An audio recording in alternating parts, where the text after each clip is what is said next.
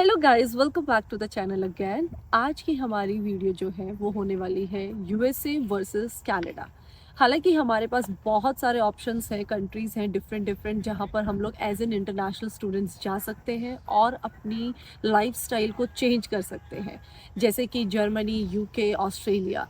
लेकिन मैं स्पेसिफिकली आज इस वीडियो के अंदर कंपैरिजन करूंगी यूएसए एंड कनाडा का, कि ऐसी कौन कौन सी चीज़ें हैं जो हमें ध्यान रखनी चाहिए और जिसकी अंडरस्टैंडिंग हमें ज़रूर होनी चाहिए जब हम as a international students US and Canada को कंसिडर करते हैं।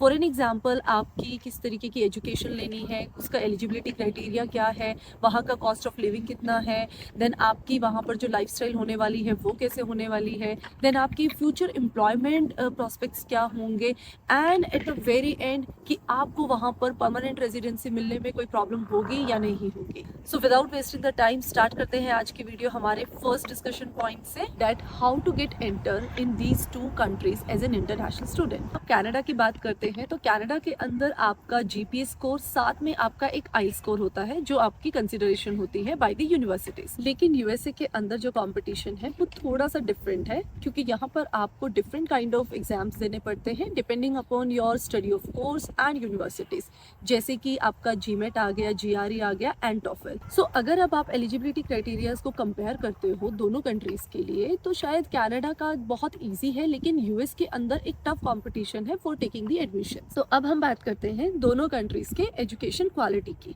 So education quality is almost similar for both the countries, क्योंकि यहाँ का जो एजुकेशन पैटर्न है, स्टाइल है, फीचर्स है, वो ऑलमोस्ट सेम है। लेकिन अगर डिफरेंस आता है ना आपका, तो वो आती है आपकी टॉप रैंकिंग्स की। अगर हम कनाडा की यूनिवर्सिटीज़ की रैंकिंग चेक करते हैं तो there are like 8 universities that are ranked in the 200 universities. लेकिन अगर हम यूएसए की बात करते हैं तो यूएसए की ऐसी 17 to 20 यूनिवर्सिटीज हैं जो आपकी टॉप 100 रैंकिंग में आती है। तो इट मीन्स वेरी क्लियर कि जो यूएसए है that meant for the different universities, but Canada में आपके पास ऑप्शंस थोड़े से कम है। तो अगर आपको research and academic point of view से सोचना है तो आपके लिए USA is the best country, but in case if you are like focused with some of the specific courses, then maybe you can choose Canada as in your international student ventures. So अब जो हमारी next चीज़ है, जो हमारा बहुत ही important factor है और हम सारे international students के लिए matter करता है, कि वहाँ पर हमारा जो cost of living होगा और हमारी जो tuition fees होगी वो कितना हम लोगों को स्पेंड करना पड़ेगा और हमारा खर्चा कहाँ से कहाँ तक वेरी कर सकता है। आप स्क्रीन पर डेटा देख सकते हैं, मैंने कुछ एक रफ डेटा आप लोगों के लिए उठाया है ताकि आपकी एक अंडरस्टैंडिंग क्लियर हो सके। बट अगर हम बात करते हैं कुछ रेंजेस की, तो आपके एक सिंपल 1 ईयर कोर्स के लिए अगर कनाडा में आप स्टडीज़ करना चाहते हैं तो ये वेरी करेगा 25 से लेके आपका 35,000 तक। और सेम आपका अगर हम यूएस की बात करते हैं तो ये आपका वेरी करेगा 40 से लेके 45,000 तक। आप थोड़ा सा आइडिया लगा सकते हैं कि आपका कितना खर्चा हो सकता है अगर आप यहाँ पर अपनी ट्यूशन फीस पे करने वाले हैं तो। अब हमारी जो नेक्स्ट चीज़ है डेट इज़ हमारी कॉस्ट ऑफ लिविंग। तो cost of living is not that much high, it depends on area to area for both the countries. लेकिन फिर भी अगर आपका एक डिफरेंस नॉमिनल हम कंसिडर करें तो दैट इज़ $5,000। ये मिनिमम आपका जो डिफरेंस है वो दोनों कंट्रीज में रहेगा ही रहेगा। $5,000 यूएस का ज़्यादा रहेगा और कनाडा में आपका थोड़ा कम रहेगा। अब जब हम लोगों ने सारी चीज़ों की बात कर ली है कि कोर्स कैसा है, वहाँ की लिविंग स्टाइल कैसी है, एजुकेशन क्वालिटी क्या है, तो मेरे ख्याल से ना एक और 2-3 चीज़ें ऐसी हैं जो हम लोगों को ध्यान में रखनी चाहिए और शायद बहुत इंपॉर्टेंट है वो भी समझने के लिए। वो क्या है, आपका आता है first of all climate, then आपका फूड, और उसके बाद आपकी आती है लैंग्वेज। तो दोनों कंट्रीज के अंदर ये चीज़ें कैसे वेरी करती है ना, उस पर एक डिस्कशन करते हैं। तो स्टार्ट करते हैं क्लाइमेट से। तो अगर हम क्लाइमेट की बात करते हैं तो यूएसए के अंदर जो आपका वेदर है वो ऑलमोस्ट वार्मर रहता है और बहुत डिफरेंट वेदर आपको मिलेगा अलग अलग लोकेशंस के लिए। अगर हम कनाडा को देखते हैं तो कनाडा के अंदर मोस्टली आपका जो टेम्परेचर है वो कोल्डेस्ट होता है। तो दोनों का अगर हम कंपैरिजन करें तो USA is more warmer than the Canada. तो इस तरीके से आप थोड़ा सा क्लाइमेट अंडरस्टैंडिंग ले सकते हैं कि which can be suitable for you. जब हम लोग लैंग्वेज की बात करते हैं तो जो कनाडा है इसके अंदर आपकी 2 डोमिनेटिंग लैंग्वेजेस आती हैं, that is English and French. तो आपको ये देखना पड़ेगा कि आप कौन से प्रोविंस में जा रहे हैं और क्या वहाँ के लिए आपको फ्रेंच आनी ज़रूरी है। लेकिन यूएसए के अंदर आपकी सिर्फ एक ही लैंग्वेज डोमिनेटिंग है, that is English. It's very simple to get into in the USA with 1 language proficiency. अगर आप कनाडा में आ रहे हैं तो आपको दोनों लैंग्वेज सीखनी पड़ सकती है। और अगर फूड की बात करें तो both of the countries actually possess the world's most best cuisines. तो फूड की तो टेंशन लेने की जरूरत है नहीं, चाहे आप यूएसए में हैं या फिर आप कनाडा के अंदर है। तो वापस से चलो अपने टॉपिक पर आ जाते हैं। तो अब हम लोग बात करते हैं हमारे दोनों कंट्रीज़ के अंदर जो पोस्ट स्टडी वर्क परमिट्स है, वो किस तरीके से मिलते हैं और कैसे हम लोग अपना काम स्टार्ट कर सकते हैं। तो मैं कनाडा से स्टार्ट करती हूँ। जो आपका वर्क परमिट प्रोसेस है वो बहुत ही सिंपल है।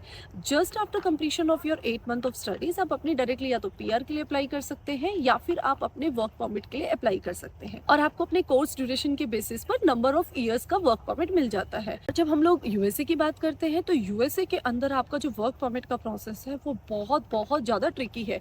मीन्स आपकी जैसे ही एजुकेशन कंप्लीट होती है आप अपना ओपीटी या सीपीटी वीज़ा अप्लाई करते हो, देन उसके बाद आप अपनी H1B फाइलिंग करते हो और उसके बाद कहीं जाके आप अपनी पीआर के लिए एलिजिबल होते हो। तो it's a long process plus it's a very complex process. तो अगर हम दोनों का कंपैरिजन करें कंट्रीज़ के अंदर आपकी वर्क परमिट प्रोसेसिंग का, तो USA have the very complex processing but Canada is having very simple processing and आपकी पीआर तो डेफिनेटली हो ही जाती है। तो चलो अब बात करते हैं हम लोगों की एम्प्लॉयमेंट अपॉर्चुनिटीज़ के।